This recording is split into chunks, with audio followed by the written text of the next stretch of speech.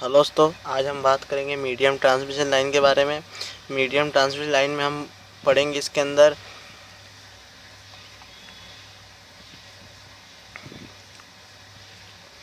नोमेनिकल spelling देख लीजिएगा, नोमेनिकल पाई method. हम हम मीडियम ट्रांसमिशन लाइन में इसके अंदर हम बात करेंगे नोमेनिकल पाई मेथड।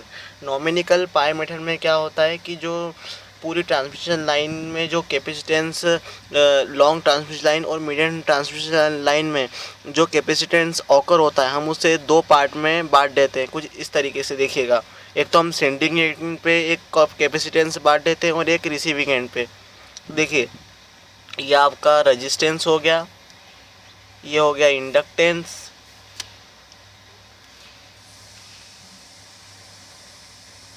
तो जो कैपेसिटेंस है एक तो हम सेंडिंग एंड पे और एक रिसीविंग एंड पे कर देते हैं। इसे हम नोमेनिकल पाई मेथड कहते हैं। उसके बाद में इसके क्रॉस जो वोल्टेज रहेगा सेंडिंग एंड का, वो रहेगा Vs।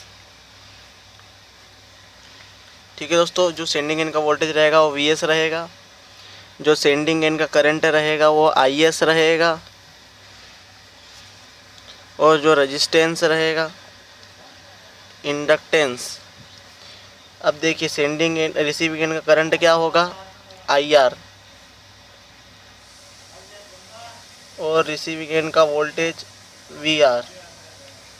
हम इसे कैपेसिटेंस है तो देखिए, करंट यहाँ डिवाइड होगा कैपेसिटेंस में, तो इसे हम दे देते हैं IC1 और ये करंट को नाम दे देते हैं हम IC2, क्योंकि पैरेलल में कैपेसिटेंस डिवाइड हो जाएंगे। ठीक है, बढ़ जाता है पैरेलल में, तो ये जो कैपेसिटेंस है इसे हम क्या बोलेंगे, C/2, क्योंकि दोनों बढ़ गए हैं। हमारा जो पूरा कैपेसिटेंस था हमने उससे दो भागों में बांट दिया, इसलिए हमने 2 का डिवाइड किया यहाँ पे। ठीक है, और कुछ तो नहीं बच रहा। हाँ, और यहाँ पर देखिए, यहाँ पर 3 भागों में बटेगा। एक तो IC1 जो IS करंट है जो सेंडिंग एंड का, वो IC1, और एक लाइन करंट हम इसे लिख देते हैं। ठीक है, IL का नाम दे देते हैं इसे, लाइन करंट।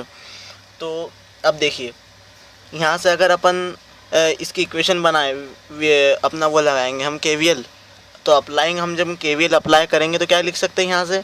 तो देखिए, जो पोटेंशियल डिफरेंस यहाँ पर है वो इस कैपेसिटेंस के अक्रॉस भी होगा, क्योंकि यहाँ पर कोई भी ऐसे पैसिव एलिमेंट नहीं लगे जो एब्जॉर्ब करेंगे एनर्जी को। तो हम यहाँ पर जो है वो यहाँ पर भी होगा। तो क्या लिख सकता हूँ मैं, VS equal to ILR plus IL JXL। अब देखिए, जो यहाँ पर VR है वो यहाँ पर भी वही होगा, जो का पोटेंशियल डिफरेंस यहाँ है वो यहाँ पर भी वही होगा। तो क्या हो सकता है, प्लस VR। ठीक है, अब हम आगे बात करते हैं। अब हम देखते हैं कि करंट क्या होगा। तो देखिए, IS इसके ऊपर सब आप वेक्टर लगा लीजिएगा। वेक्टर लगाना, मैंने अपनी पिछली वीडियो में वेक्टर नहीं लगाया था, तो आप अगर आपने देखे तो आप वेक्टर लगा लीजिएगा। ठीक है, इस तरीके से।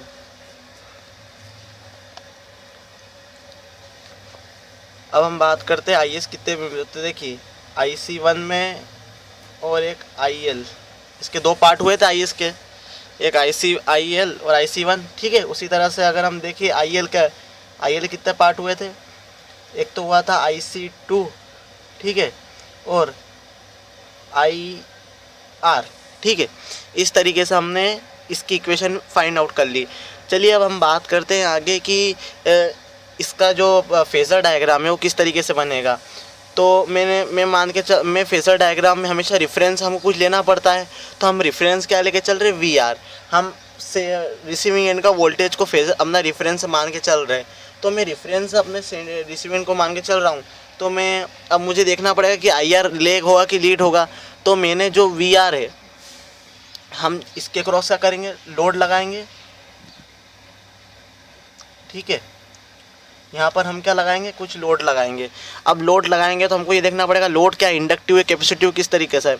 तो मैं मान के चलता हूँ मेरा जो लोड है वो इंडक्टिव है। ठीक है, तो अगर मैं इंडक्टिव के लिए यहाँ पर बनाऊँगा तो जो मेरा VR है उसका करंट क्या है, IR। तो देखिए क्या बनेगा,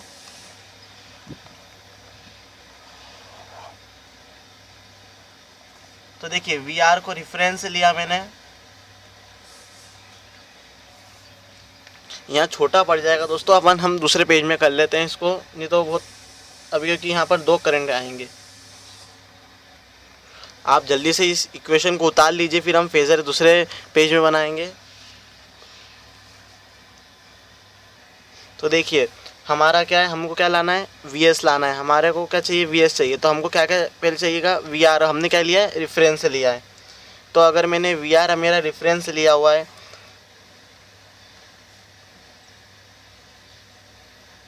ये VR मैंने, देखिए सभी के ऊपर वेक्टर लगा लीजिएगा। मैंने वेक्टर नहीं लगाया है, नहीं तो आप कंफ्यूज हो जाएंगे। थोड़ा वेक्टर लगा लीजिएगा इसके ऊपर, सभी के ऊपर, ठीक है। हमने VR लिया है, तो हमने क्या माना, हमारा लोड क्या है, लेगिंग लोड है। तो IR क्या करेगा, लेग करेगा VR से, ठीक है। जो हमने VR लिया हुआ है, VR का जो एंगल है वो 0 है, ठीक है। और मैग्नीट्यूड क्या है, VR है। और जो IR है वो क्या कर रहा है, जो IR है वो -5 डिग्री से पीछे, ठीक है, लेग कर रहा है। तो IR को मैंने बना लिया। अब देखिए, अब मुझे लाना क्या है, ये लाना इक्वेशन। तो मुझे, मेरे पास तो IR है, मुझे लाना क्या है, मुझे चाहिए क्या, VS। उसके लिए मुझे IL फाइंड करना होगा। तो IL कहाँ से आ पाएगा, IL लाने के लिए मुझे इस इक्वेशन की मदद करना पड़ेगी। मीन्स IL लाना है मुझे, तो मुझे IC2 पता होना चाहिए और IR पता होना चाहिए। समझना दोस्तों, अगर मुझे IL लाना है, क्योंकि मुझे ये इक्वेशन में पुट करना है, जब भी मैं यहाँ पर बना पाऊँगा फेज़र डायग्राम, तो उसके लिए पहले मुझे IL लाना पड़ेगा। तो IL लाने के लिए क्या पता करना पड़ेगा कि IC1 क्या है, IL क्या है, ठीक है। तो आप देखिए, सॉरी, IC2 क्या है और IR का है, क्योंकि मुझे IL लाना है, ठीक है। IL क्यों लाना है, क्योंकि यहाँ पर ये इक्वेशन में मुझको ये VS लाना है, तो उसके लिए IL लाना ज़रूरी है, जब भी मैं यहाँ पर फेज़र डायग्राम बना पाऊँगा मैं। तो IC2 कैसे आएगा, अच्छा IC2 किसका करंट है, IC2 करंट किसका है, VR का। तो IC2 करंट है, और किसका करंट है, कैपेसिटर का है, ठीक है। करंट किस में फ्लो हो रहा है, कैपेसिटर में। तो कैपेसिटर में आपको मालूम है कि जो वोल्टेज रहता है वो लेग करता है करंट से। तो VR है, VR में कौन सा करंट फ्लो हो रहा था, IC2, क्योंकि इसके क्रॉस जो वोल्टेज था इस कैपेसिटर के क्रॉस, वो क्या था, VR था, क्योंकि जो यहाँ था वो यहाँ पर भी रहेगा। तो इस तरीके से देखिए, आपको समझ में अगर नहीं आ रहा तो मैं बता देता हूँ थोड़ा सा और अच्छे से। देखिए VR का वोल्टेज, VR का करंट क्या है, IC2 है ना, क्योंकि VR का, सॉरी मैं मतलब, देखिए ये जो कैपेसिटर है उसका करंट क्या है, IC2 है, और इसके अक्रॉस वोल्टेज डिफरेंस क्या है, VR है।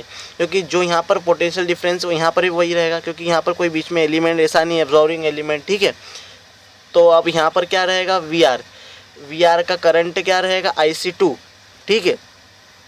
तो ये जो VR है वो लेग करेगा IC2 से, क्योंकि ये जो कैपेसिटेंस में कैपेसिटर है, आपको मालूम है कैपेसिटर में जो करंट रहता है वो लीड करता है। तो अब मैं क्या करूँगा, यहाँ पर जो VR है उससे मैं लीड करा दूँगा, क्या, ये लीड करा दिया मैंने, ठीक है। ये क्या है मेरा IC2, ठीक है। और आगे देखिएगा, अब ये जो IC2 है, अब हमको क्या मिल गया हमारी इक्वेशन में, IC1 चाहिए मुझे, ठीक है, IC1 चाहिए। तो मेरा IC1 कहाँ से मिलेगा मुझे, VS से मिलेगा मुझे मेरा IC1।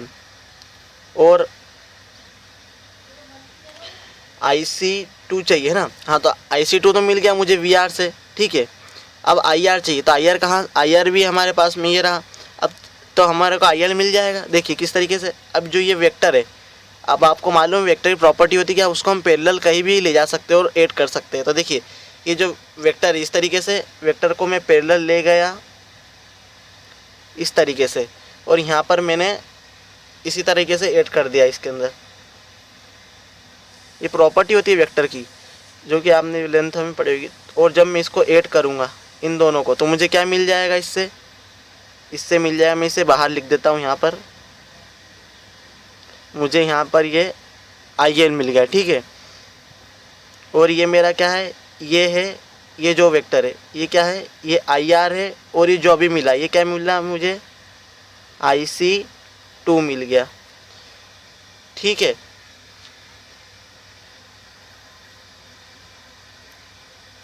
देखिए ये IR है हमारा वेक्टर, ये IC2 है, और ये हमारा IL है, इन दोनों का सम, जो कि ये इक्वेशन से हमने अभी फाइंड आउट करा, IL लाना था हमारे को, तो अब मैं IL की मदद से ये इक्वेशन VS ला सकता हूँ मैं। तो देखिए, तो अब देखिए कैसे करेंगे हम, ये जो IL है, ये IL है ना, अब ये IL को मैं ऐसे पैरेलल ले जा सकता हूँ यहाँ पर इस तरीके से, ठीक है। तो मैं इसी तरह इसको पैरेलल ले जाता हूँ, तो ये कुछ इस तरीके से बनेगा। अब मैं जिसको ऐसा पैरेलल ले गया हूँ, तो यहाँ पर मैं IL, तो IL, अब ये इक्वेशन लिखना है, देखिए ये इक्वेशन में IL और R, तो ये क्या हो जाएगा, IL/R, क्योंकि जो रेजिस्टेंस है वो उसके सेम फेज में, जो IL करंट है तो जो रेजिस्टेंस उसके सेम फेज में, इसलिए मैंने IR उसी के सेम फेज में लिख दिया यहाँ पैरेलल ले जाके। अब देखिए यहाँ पर क्या है, IL/JXL, तो आपको मालूम है IL/JXL मीन्स J आया, मतलब कि वो क्या करता है, फेज शिफ्ट कर देता है, J हमेशा 90 डिग्री पे, तो हम क्या कर देंगे, इसी से 90 डिग्री ले जाएंगे, ठीक है।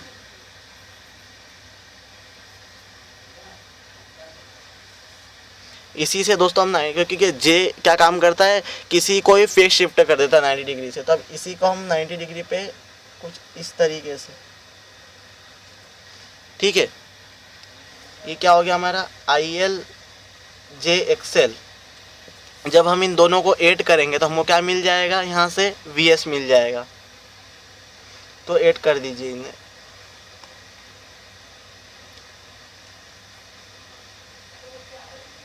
VS, देखिए दोस्तों ये इस तरह के एरो बनाइए, देखा मैंने यहाँ बनाई है, क्योंकि वेक्टर का ही सब है, तो ये बनाना ज़रूरी है आपको एरो।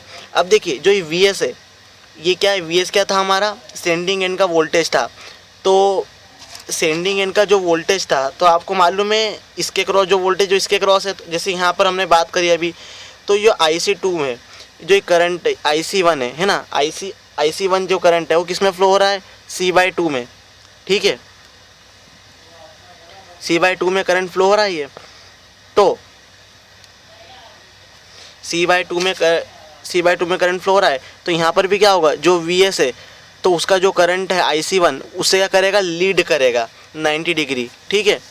तो लीड करेगा, तो अब ये VS है, इसका जो करंट है IC1 वो क्या करेगा, लीड करेगा, तो कुछ वो इस तरीके से बनेगा, क्योंकि इसी के परपेंडिकुलर ही बनेगा वो, ठीक है, VS के ही, तो कुछ इस तरीके से बनेगा वो। ये क्या बन गया, IC1। हमको ये क्यों लाने की ज़रूरत पड़ी, क्योंकि अभी हमारा फेज़र पूरा कंप्लीट नहीं हुआ है। देखिए हमने ये लिया है, ये लिया है, अभी हमारे ये बची है IS लाना हमको बाकी है, तो हमको उसके लिए क्या चाहिएगा, IC1 और IL। तो देखिए मैं IC1 ले आया हूँ और IL भी मेरे पास है, ये रहा IL, ठीक है। जब हम इन दोनों को ऐड कर देंगे तो हमारे पास क्या आ जाएगा, IS। तो देखिए मैं इसी को ऐसा उठा के अगर पैरेलली ले जाऊँ तो कुछ इस तरीके से यहाँ पर आएगा वो,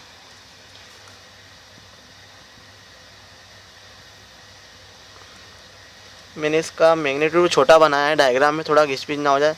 तो देखिए इसी को मैं लिख देता हूँ मैं IC1। जब हम IL और IC1 को जोड़ेंगे तो हमारे पास क्या आ जाएगा, IS, जो कि यहाँ पर ये बन जाएगा इस तरीके से, ठीक है।